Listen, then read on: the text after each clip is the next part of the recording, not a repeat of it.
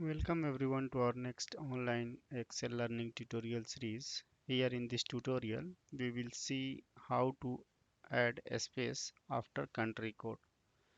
So in column B, you can see some mobile numbers and after country code plus 91, we need to add the space.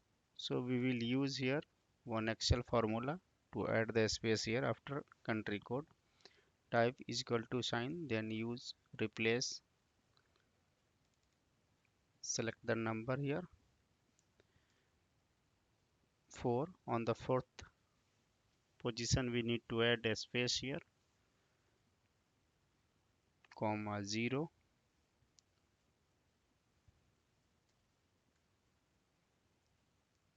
comma quotation marks, space, again quotation mark, then close the bracket here, press enter. So you can see here after the country code a space is added. Select this cell and drag it down. So by this way you can quickly add the space in the mobile number using Excel formula. Thank you for watching this tutorial. Please subscribe our channel on YouTube.